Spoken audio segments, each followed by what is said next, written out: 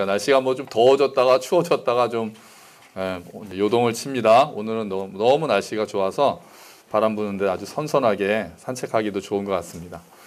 지난주에 우리가 구원에 대해서 두 가지 측면을 살펴봤어요. 두 가지 측면. 하나는 하나님이 우리를 위하셔서 우리를 구원하시는, 죄에서 용서하시고 죄에서 구원하시는 구원의 측면을 봤고요. 또 하나의 측면은 뭐였습니까? 하나님이 우리와 함께 하신다. 함께 하신다. 그래서 우리가 하나님이 우리를 위하시는 구원, 또 하나님이 우리와 함께 하시는 구원, 그래가지고 그걸 영어로 정리했었어요. 영어로 처음에 영어로 정리했었는데 기억하실까 모르겠어요. 자, 보시면은 God하고 us가 있어요. God하고 us가 있어요. 그래서 처음에 우리를 위하시는 하나님은 God for us였어요. for가 여기 들어갔어요. 우리 영어로 설교하는 대단한 교회예요. 자, 그리고 우리와 함께 하시는 하나님은 God with, 이게 th 발음이 굉장히 어려운데 앞에서 보아스가 너무 원어민 발음을 하니까 제가 발음하기가 굉장히 쑥스러워요. with입니다. with. God with us예요. God with us. 자, 그런데 오늘 한 가지 더, 이제 구원의 완성을 위해서 한 가지 더 측면을 보려고 해요. 뭐냐면은 아예 답을 먼저 말씀드릴게요. God, 보아스 읽어줘요. God through us. God through us. 그럼 뭡니까? 이거는 우리를 통하시는 하나님이에요. 우리를 통하시는. 우리를 통해서 일하시는 하나님. 오늘 설교 제목이 그렇잖아요. 우리를 통하여. 우리를 통하여. 그래서 우리가 처음에 봤던 거는 우리를 위하시는 하나님, God for us가 나왔고, 또 지난주에 지금 여기서 우리와 함께 하시는 하나님, God with us가 있었고요. 그리고 오늘은 우리를 통해서 일하시는 하나님, God through us에 대해서 살펴보려고 하는 거죠. 그러니까 구원이 우리를 통해서 하시는 일까지도 포함하고 있다는 거예요. 구원이. 우리가 구원받았으니까 이제 예수 믿고 천국 갑시다. 맞죠? 이게 구원이죠. 근데 거기서 끝나지가 않더라는 거죠. 하나님께서 뭔가 더 하시려고 하시는 그 마음이 있으시다는 거예요. 그게 오늘 본문 말씀이거든요. 오늘 본문 말씀인데요. 8절 9절도 한번 읽어볼게요. 8절 9절 굉장히 유명한 말씀이니까 우리가 암송하는 말씀이지만 8절 9절 말씀 한번 읽어보겠습니다. 너희는 그 은혜에 의하여 믿음으로 말미암아 구원을 받았으니 이것은 너희에게서 난 것이 아니요 하나님의 선물이라. 행위에서 난 것이 아니니 이는 누구든지 자랑하지 못하게 함이라. 아멘. 너무 유명한 말씀이죠. 자, 이거는 아까 세 가지 중에서 다시 한번 보여주시겠어요?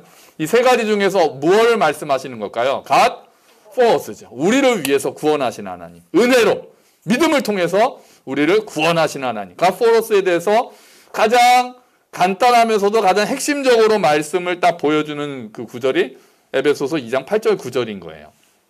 그런데 10절이 또 있다는 거예요. 거기서 끝나는 게 아니죠. 믿음을 통해서 우리를 위해서 구원하신 것이 끝나는 게 아니라 10절에 그 이유에 대해서 또 이야기를 하고 있는 거예요. 예수 믿고 천국 가는 것으로 끝나는 것이 아니라 우리를 향하신 뜻이 있는데 그것이 뭔가. 그래서 이거를 우리 개역개정 성경으로 보다 좀 더 쉽게 번역한 성경으로 보면은 우리가 좀 더 알 수 있어요. NLT라고 해서 미국에서 이제 NIV 다음으로 나온 건 아니겠군요. NLT라고 해서 이제 미국 영어 성경 중에 그 번역한 거를 주보에다 실었습니다. 주보에도 있고 이제 앞에도 나올 텐데요. 에베소서 2장 10절을 이렇게 번역을 했어요. 좀 더 우리가 확실히 알 수 있습니다. 같이 읽어봅시다. 우리는 하나님의 걸작입니다. 하나님이 그리스도 예수 안에서 우리를 새롭게 창조하셨습니다. 이것은 우리를 위하여 오래전에 예비하신 선한 일을 할 수 있도록 하기 위함입니다. 아멘. 좀 더 쉬워졌죠? 또 좀 왠지 멋있지 않습니까? 하나씩 봐야 되는데요. 자, 개역개정에서는 우리는 그가 만드신 바라라고 했는데 이 NLT에서는 뭐라고 번역했습니까? 우리는 하나님의 걸작입니다. 멋지지 않습니까? 근데 이제 우리 아이들이 걸작이 뭔지를 또 모를 수 있겠죠. 그죠? 걸작이란 말 요새 잘 안 쓰잖아요. 걸작이 뭡니까? 최고의 작품. 뭐 미켈란젤로의 천지창조. 뭐 그런 아주 최고의 작품. 뭐 베토벤의 운명구양곡 이런 것처럼 그 사람이 지은 최고의 작품을 걸작이라고 한단 말이죠. 그래서 우리 예수 믿는 사람들은 하나님의 최고의 작품입니다. 이렇게 얘기하는 거죠. 이 만드신 바라는 그 단어가 헬라어로 요런 단어입니다. 요런 포이에마라는 단어거든요. 포이에마. 이게 걸작으로 번역할 수 있는 거예요. 걸작으로. 포이에마라는 단어에서 시라는 영어 단어가 나왔습니다. 그래서 우리는 하나님의 걸작이다. 우리는 하나님이 최고로 만드셨다. 자, 그러면 요 구절을 계속 보시면은요. 하나님이 그리스도 예수 안에서 우리를 새롭게 창조하셨다 그랬죠. 우리를 새롭게 창조하셨다. 그러니까 여기서 창조하신 거는 우리를 처음에 우리가 태어날 때 또 아담을 지으실 때 하나님의 형상대로 지으신 창조를 이야기하는 게 아닙니다. 예수 안에서 우리를 새롭게 창조하셨다는 건 뭡니까? 우리를 거듭나게 하셨다는 거예요. 우리를 위해서 구원하신 God for us. 우리를 위해서 구원하신 그 이야기를 하나님께서 그리스도 예수 안에서 우리를 새롭게 창조하셨다는 거죠. 자, 그 고린도후서 5장 17절 말씀 주보에 있는데요. 한번 같이 읽어볼까요? 그런즉 누구든지 그리스도 안에 있으면 새로운 피조물이라. 이전 것은 지나갔으니 보라 새 것이 되었도다. 아멘. 여러분, 우리는 예수 믿는 우리는 그리스도 안에서 새로운 피조물입니다. 아멘. 아멘. 그게 앞에 거 다시 보여주세요. 앞에 말씀이요. 새롭게 창조했다는 거예요. 그리스도 안에서 우리를 새롭게 창조하셨다는 거예요. 그 우리가 새로운 자들이라는 거죠. 자, 그런데 그렇게 새롭게 창조하신 이유가 그 다음에 나오는 거예요. 그 다음에. 우리를 그렇게 새롭게 창조하신 이유, 우리를 구원하신 이유, 우리를 거듭나게 하신 이유가 거기서 끝나는 게 아니라 하나가 더 있다는 거예요. 뭐냐면 선한 일을 할 수 있도록 하기 위해서. 선한 일을 할 수 있도록. 우리가 선한 일을 할 수 있도록 하기 위해서 우리를 새롭게 창조하셨다는 거예요. 우리가 선한 일을. 그러면 이제 그게 뭐냐는 거죠. 이 선한 일이 뭘까요? 우리가 선한 일을 하기 위해서 하나님께서 우리를 그리스도 예수 안에서 새롭게 창조하셨고 우리를 걸작으로 만드셨는데 최고의 작품으로 만드셨는데 우리가 선한 일을 하도록 하는 게 하나님의 목적에 들어가 있다는 거예요. 그럼 여기서 선한 일이 뭐겠습니까? 전도요? 봉사요? 선교요? 구제요? 다 맞아요. 다 맞아. 다 맞는데 그걸 다 포괄해서 우리가 해야 되는 선한 일이 뭐냐? 세상을 회복하는 일이에요. 세상을 회복하는 것. 왜요? 그게 하나님이 하고 계시는 일이거든요. 세상을 회복하는 것. 그게 이 선한 일이에요. 우리를 그리스도 예수 안에서 새롭게 창조하신 것. 우리를 최고의 작품으로 만드신 것은 그래 너희 나의 자녀가 됐다. 너희 이제 천국에서 나와 함께 영원히 함께 살자. 여기서 끝나는 게 아니라 이제 너희도 나와 함께 너희를 통해서 내가 하고 싶은 일들이 또 있단다라고 말씀하고 계시는 거예요. 그것을 위해서 또한 우리와 함께 하시는 거예요. 예수님께서 안식일에 베데스다 연못에서 38년 된 병자를 치유하시는 사건이 있었습니다. 그때 또 유대인들이 보고 안식일에 왜 병자를 치유하냐고 예수님을 또 막 뭐라 그러죠. 안식일이 정말 중요했던 거예요. 그랬더니 예수님께서 굉장히 놀라운 말씀을 하십니다. 주보에 있습니다. 요한복음 5장 17절 말씀이요. 같이 읽어보겠습니다. 그러나 예수님께서는 그들에게 이렇게 말씀하셨습니다. 내 아버지께서 지금까지 항상 일하시니 나도 일한다. 아멘. 우리는 일하는 거 싫어하는데 그죠? 예수님이 이렇게 말씀하신 거예요. 아버지께서 지금도 일하고 계신다는 거죠. 무슨 일이요? 천지창조 완성하셨는데요. 그리고 안식하셨는데요. 그런데 내 아버지께서 하나님께서는 지금도 일하고 계시는 게 뭡니까? 이 뒤틀려지고 망가진 세상을 회복하시는 일을 지금도 하고 계신다는 거예요. 그래서 예수님도 지금도 일하고 계시다는 거죠. 하나님을 떠나서 죄와 사망의 권세에 빠져있던 사람들을 구원하시고 눈물 짓는 자들의 눈물을 닦아주시고 불의가 있는 곳에 공의를 행하시고 상처 입은 자들을 위로하시는 것들, 절망이 있는 곳에 소망을 베푸시는 일들이 하나님께서 지금도 하고 계시는 일입니다. 그런데 어떻게 그 일을 하시나요? 바로 God through us. 뭡니까? 우리를 통해서 하고 계시는 거예요. 하나님의 계획은 그거였던 거예요. 우리를 구원하셔서 최고의 걸작으로 만드셔서 최고의 작품으로 만드셔서 우리를 통해서 하나님의 일을 함께 하기를 원하시는 것이 하나님의 마음이었다는 거예요. 그 일을 위해서 우리를 새롭게 창조하셨다는 거예요. 예수님 당시 이스라엘 사람들의 문제는 뭐 구약에도 마찬가지입니다. 그들은 가포로스는 너무 믿고 있었어요. 하나님이 우리를 위해서, 이스라엘을 위해서 뭔가 하신다. 우리를 구원하시고 우리에게 평안을 주실 거다. 이건 너무나도 잘 믿고 있었어요. 그런데 거기서 끝나는 경우가 많았어요. 하나님이 이스라엘을 통해서 세상을 구원하실 거라는 생각까지는 나가지 못한 경우가 많았습니다. 가스루어스에 대한 생각이 너무나도 적었던 거예요. 그래서 이스라엘 백성들 그런 의식을 뭐라고 합니다. 이런 의식을 갖고 있었다고 얘기하죠. 짠, 짠, 짠. 네, 선민의식을 갖고 있었다고 하죠. 선민의식이 뭡니까? 하나님이 나를, 우리 민족을 택하셨다는, 하나님이 나를 택하셨다는 의식을 선민의식이라고 한단 말이에요. 맞아요. 선민의식은 굉장히 좋은 겁니다. 여러분, 하나님께서 우리를 택하셨습니다. 아멘. 우리 이거 가져야 됩니다. 선민의식을 가져야 돼요. 하나님께서 우리를 택하셨다. 내가 하나님의 자녀다. 이것이 우리 안에 딱 영혼에 새겨져서 우리의 자아 존중, 우리의 자아 정체성의 기반이 되어야 되는 건 맞아요. 근데 요 앞에 요 말이 붙으면 안 좋아지는 거예요. 요 말이 뭡니까? 배타적이에요. 배타적. 하나님이 우리만 구원하셨다.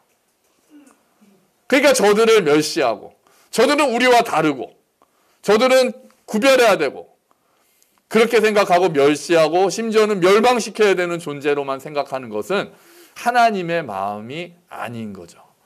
선민의식 자체는 너무나도 훌륭하고 너무나도 우리가 가져야 되는, 오히려 우리가 좀 더 가졌으면 좋겠거든요.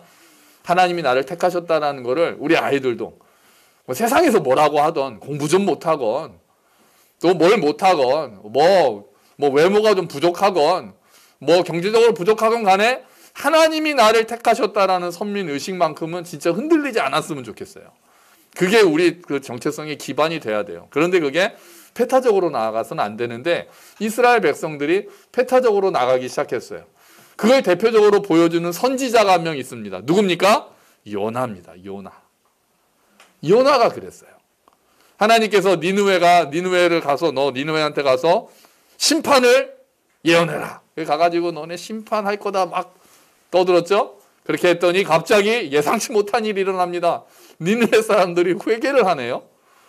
막 회개하고 막 그러니까 하나님께서 심판을 안 내리시고 돌이키십니다. 그랬더니 요나가 좋아합니까? 싫어합니까? 싫어합니다. 하나님, 내가 이럴 줄 알았습니다. 내가 이래서 안 올라 그랬는데. 아니, 니느웨 멸망시켜야 되는데 하나님 회개 좀 했다고 용서하시는 게 말이나 됩니까? 요나의 마음은 이런 거였죠. 배타적 선민의식.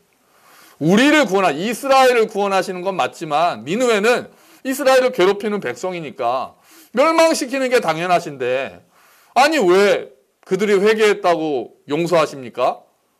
그랬더니 하나님께서, 야, 너는 박농쿨 하나도 아끼는데 저기 저 안에 있는 사람들 그리고 가축들까지 내가 아끼는 것이 당연하지 않겠냐? 하나님께서 그렇게 말씀하시거든요. 이 요나의 배타적 선민의식에 대해서 하나님께서 말씀하고 계시는 거죠. 사실 하나님께서 우리를 통해서 뭔가 일을 하시려는 것은 창세기에 이스라엘의 믿음의 조상인 아브라함을 부를 때 이미 말씀하신 내용에 들어있습니다. 창세기 12장 2절 3절 말씀 한번 보시면 제가 읽어드릴게요. 내가 너를 큰 나라로 만들어주고 너에게 복을 주어 너의 이름을 빛나게 할 것이다. 너는 다른 사람들에게 복이 될 것이다. 너에게 복을 주는 사람에게 내가 복을 주고 너를 저주하는 사람을 내가 저주하겠다. 땅 위의 모든 백성이 너를 통해 복을 받을 것이다. 아멘. 여기서 눈에 확 들어오는 단어가 있지 않으십니까? 뭡니까? 안 들어오세요? 오늘 설교 제목과 비슷합니다. 뭡니까? 너를 통해. 하나님의 처음에 아브라함을 부르실 때부터 계획이 너를 통해서 세상 모든 민족이 복을 받는 것. 그러니까 너에게 복을 주겠다. 너가 최고의 나라가 될 것이다. 너의 이름이 빛날 것이다. 여기서 끝나는 게 아니라 너를 통해서 세상에 내가 또 복을 흘려보내겠다. 이게 하나님의 원래 계획이었던 거예요. 이 복, 이 사명이 우리한테로 이어지고 있는 거예요, 이제. 그래서 우리를 그리스도 예수 안에서 새롭게 창조하셨다는 거예요. 선한 일을 위해서. 너를 통해 하나님께서 세상을 회복하시기를 원하시기 때문에 그 일에 우리를 부르셨다는 거예요. 그러면 하나님께서 세상을 회복시키시는 일에 우리는 무엇으로 동참할까요? 어떻게 동참할 수 있을까요? 이걸로 동참합니다. 바로 짠, 짠, 짠. 섬김으로 동참합니다. 섬김으로 동참하게 되어 있습니다. 우리를 통해서 세상을 회복시키신다고 하면 우리는 무엇으로 동참하냐면 섬김으로 동참합니다. 교회를 섬기고 지체를 섬기고 세상을 섬기는 것이 우리가 하나님의 일에 동참하는 거고 그것이 우리를 향한 하나님의 선한 뜻이 되는 겁니다. 예수님께서도 말씀하셨죠. 내가 섬기러 온 것이 아니다. 섬김을 받으러 온 것이 아니다. 이거 거꾸로 말했어요. 내가 섬김을 받으러 온 것이 아니라 도리어 섬기고 내 목숨을 너에게 내주기 위해서 왔다. 이렇게 말씀하셨어요. 그래서 예수님께서 마지막에 섬기러 오셨다는 것을 몸으로 보여주신 사건이 뭡니까? 무엇으로 보여주셨습니까? 마지막 날 밤 제자들에게 무엇을 하셨습니까? 세족식을 하시죠. 발을 씻어주셨죠. 내가 주와 선생으로서 너희에게 본을 보였으니 너희도 이와 같이 해라. 서로 사랑하고 서로 섬겨라. 그렇기 때문에 모든 그리스도인들은 사역자입니다. 아멘. 더 세게 아멘 하셔야 돼요. 이런 거는. 모든 그리스도인들은 사역자입니다. 아멘. 목사만 사역자 아닙니다. 전도사님, 리더 이런 사람들만 사역자 아닙니다. 모든 그리스도인들은 나는 사역자다라는 그 자각을 하고 그 마음을 가지고 섬김의 자리에 서야 되는 것이 우리를 새롭게 창조하신 하나님의 뜻이라는 거예요. 여러분, 나는 사역자다라는 마음 가져본 적 있으세요? 잘 없으시죠? 사역자 그러면은 목사님, 이렇게 전도사님. 조금 더 하면은 평신도 중에서도 리더. 아니요.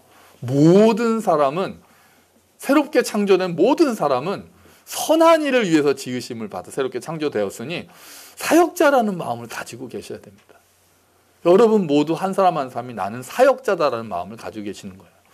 사역자 중에 목사는 좀 더 시간을 내서 거기에 집중하는 그런 또 목회 사역을 하는 사람이고 또 각자의 섬김의 형태가 달라질 뿐 섬김의 자세로 서는 사역자가 되어야 된다는 것은 변함이 없습니다.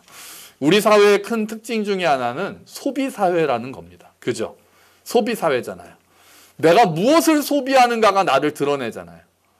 그래서 SNS에 내가 뭐 먹고 어디 여행 갔고 이런 거 맨날 자랑하고 그거 보고 사람들이 또 막 부러워하고 또 사람들이 이제는 옛날에는 여러분 근검, 절약, 저축 이런 거 굉장히 강조하지 않았습니까? 저도 초등학교 때 학교에서 지금도 학교에서 통장 만들죠. 통장 만들어가지고 나중에 그 이자 붙여가지고 그때 이자도 되게 높았잖아요. 그래서 돈 나눠주고 제가 6학년 때 그 6년 동안 그 저축했던 돈 현금으로 그때 나눠줬어요. 받아가지고 그때 제가 집이 멀어가지고 1시간 동안 버스 타고 다녔거든요. 6학년 때. 그래서 그 돈이 그때 10만 원쯤 됐나요? 그거를 제가 들고 버스를 타고 집에 오는데 얼마나 떨리는지요.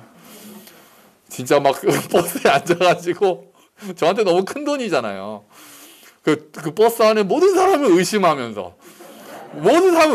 한편으로는 내가 위기에 처했을 때 나를 도와줄 만한 사람까지 제가 다 골랐습니다. 저분한테 가면 도와줄 수 있을 거예요. 그러면서 그냥 그 가방을 꼭 움켜쥐고 그러면서 집에 왔던 기억이 있어요. 그때 저축을 장려하고 근검, 절약, 검소 이거 엄청 이야기했는데 요즘 좀 다르지 않습니까? 소비해야 경제가 살아간다고 이렇게 얘기하죠. 소비해야 경제가 돈다 이렇게 얘기해서 자꾸 과소비를 부추깁니다. 과잉 생산하고 그걸 또 소비해야 돼. 그러니까 지금 경제가 뭔가 좀 이제 잘못되어 있는 거죠. 지금 기후 위기 이런 거 하면은 그 이야기들이요. 학자들의 이야기는 결국 생산과 소비를 줄이는 수밖에 없다 이렇게 나오거든요. 재활용 아무리 해봐야 소용없다. 생산 자체를 줄이고 우리의 거기에 길들여져 있는 우리의 마인드를 바꿔가지고 생산과 소비 자체를 줄이는 것 외에는 전혀 방법이 없다. 지금 그러는데 그게 이제 너무 어려운 거예요. 우리가 소비에 너무 익숙해져 있고 과잉 생산에 익숙해져 있고 그래서 또 필요 없는 거 사라고 뭐 합니까? 계속 필요 없는 걸 사게 만드는 게 뭐예요? 광고입니다. 광고. 별로 필요하지도 않은 것 같은데 그거 이상으로 사게 만드는 게 광고잖아요. 그거 없으면 왠지 안 되는 것 같고 그거 없으면 아마 뒤처지는 것 같고 그래서 계속 소비를 하도록 부추기는 세상에서 우리가 살고 있어요.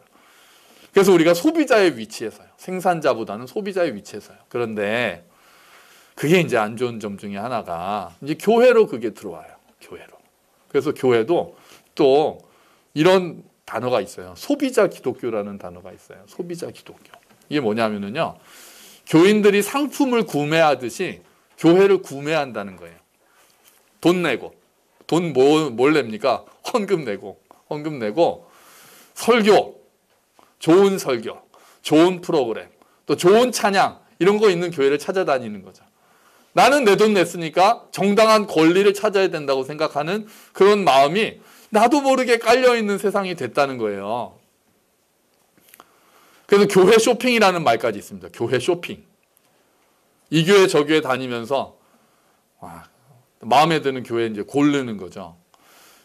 그러면 요즘에는 또 인터넷 유튜브 방송이 발달했잖아요. 그럼 요즘에는 또 어떤 단어가 나올 수 있을까요? 교회 홈쇼핑. 가능하지 않습니까? 코로나 때 더 심해졌죠. 자기가 몸으로 가기가 힘든 상황이 되니까 이 채널 저 채널 돌려보면서 여기 설교 좀 괜찮네? 여기 좀 찬양 괜찮네? 그러면서 앉아가지고 홈쇼핑하고 있는 거죠. 교회를. 이게 얼마나 슬픈 일입니까? 그럼 뭐가 빠져 있는 거예요? 우리가 지금까지 얘기했던 걸로 보면 뭐가 빠져 있습니까? 섬김이 빠져 있는 소비자가 되고 있는 거예요.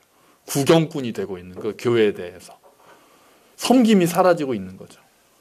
하나님께서 우리를 구원하셨을 때 우리를 통해서 하시는 일까지 계획하시고 우리를 선한 일을 위해서 지으셨는데 그거는 다 무시하고 소비자의 위치에 서서 예배를 소비하고 설교를 소비하고 프로그램을 소비하고 있다면 우리는 구원의 중요한 측면을 놓치고 있다는 거죠.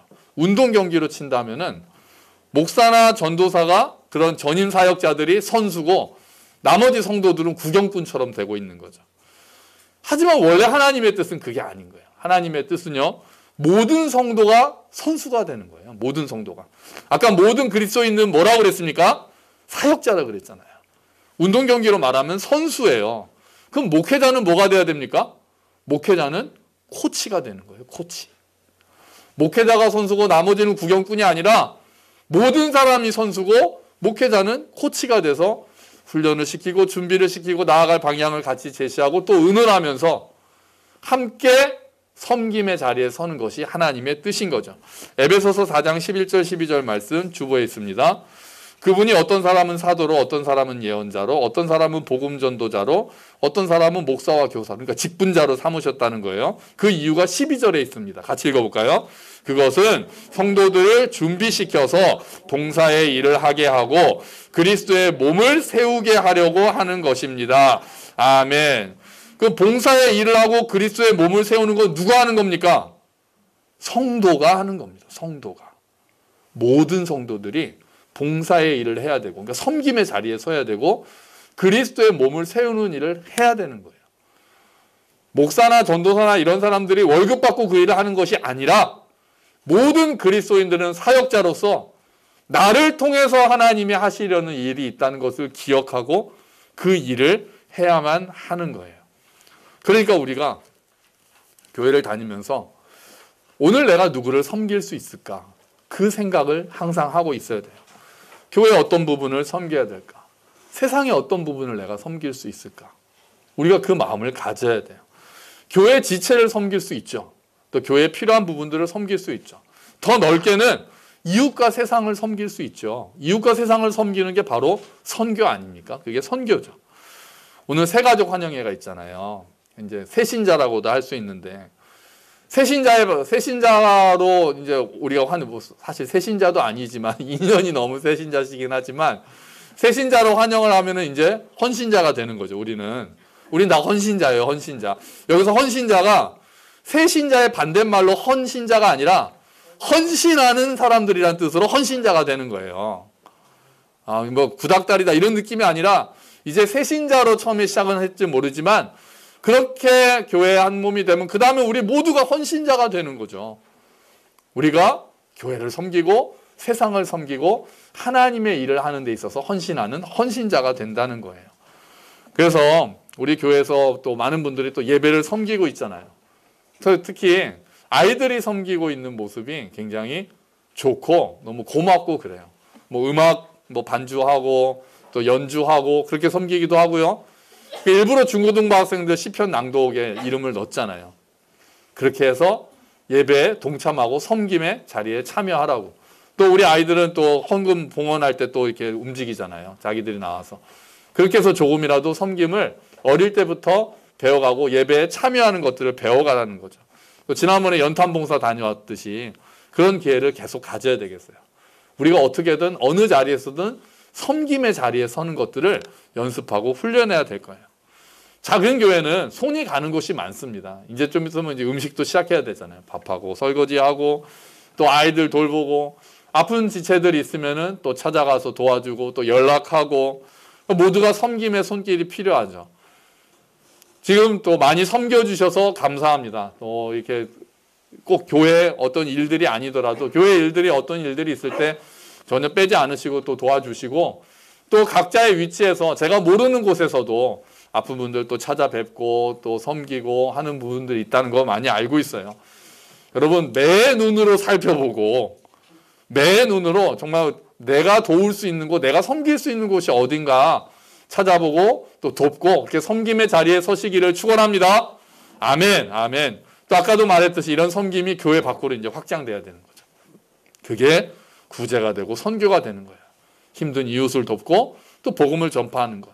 또 내가 지금 하고 있는 일이 주께서 맡기신 일이라고 생각하고 거기에 최선을 다하는 것. 그런 일들을 하는 거죠.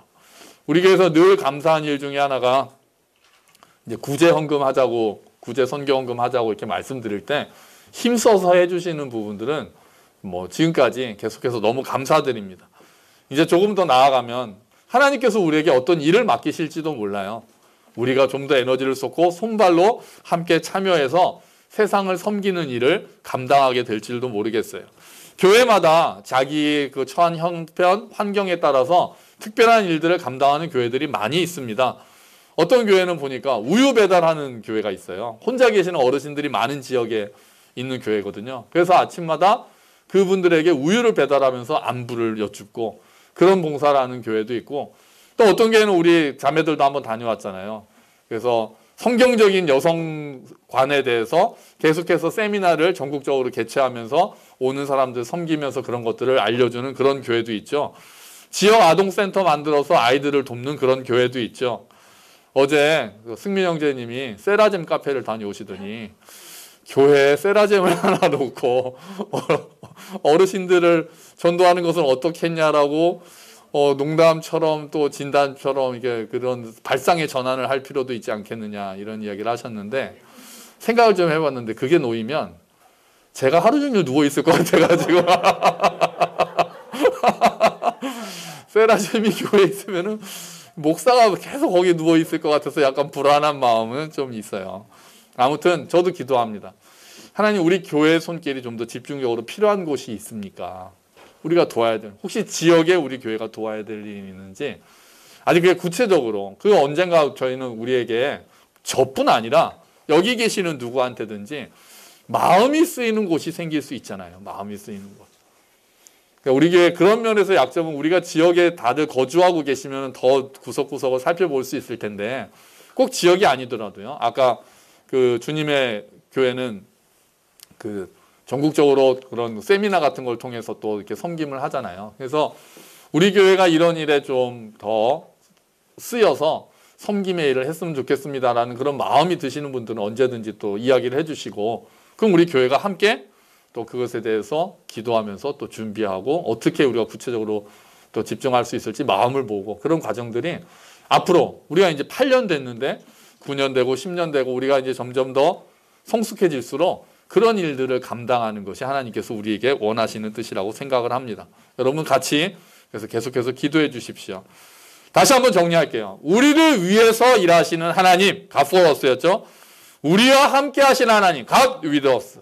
그 다음에 우리를 통해서 일하시는 하나님, God through us. 하나님께서는 그렇게 우리를 구원을 이루셨고 그 안에 우리가 동참하기를 원하시고 계시는 겁니다. 여러분 우리 교회 식구들이 모두 구경꾼이 아니라 선수가 되기를 축원합니다. 우리 모두가 사역자라는 생각을 잊지 말고 섬김의 자리에 서게 되기를 축원합니다. 그래서 교회와 세상을 섬기고 은혜의 통로가 되는 저와 여러분, 우리 교회가 되기를 주의 이름으로 축원합니다. 아멘. 우리 같이 기도하죠.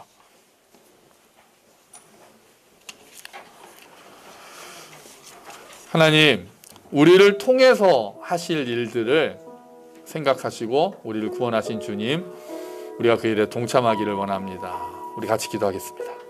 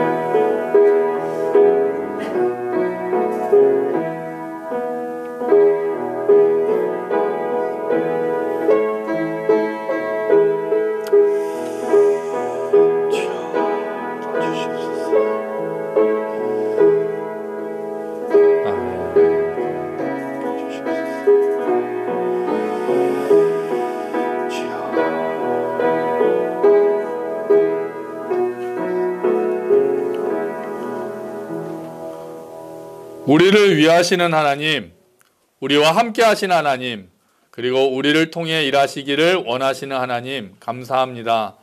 주님께서 우리를 그리스도 안에서 새롭게 창조하신 것은 세상을 회복하시는 하나님의 일에 우리도 동참하기를 원하시는 마음임을 오늘 우리가 다시 한번 생각하게 됩니다. 주님, 우리 모두가 사역자라는 것 잊지 않게 하시고 어디에 있든지 섬김의 자리에 설 수 있도록 주님 도와주시옵소서. 우리의 도움이 필요한 우리의 손길이 필요한 곳들을 볼 수 있는 눈을 주시고 긍휼히 여기는 마음을 주시고 정말 세상을 회복하는 일에 우리가 하나님의 통로가 되고 하나님의 도구가 될 수 있도록 주님 도와주시옵소서. 그것을 통해서 우리 또한 성숙하게 하시고 함께 돕게 하시고 그리스도의 몸을 세우고 세상을 회복하는 일에 귀하게 동참할 수 있도록 주님 은혜를 베풀어 주시옵소서. 감사합니다. 주님, 이 모든 말씀 예수 그리스도의 이름으로 기도합니다. 아멘. 다 함께 자리에서 일어서셔서 주기도문 찬양하시면서 봉헌하시겠습니다.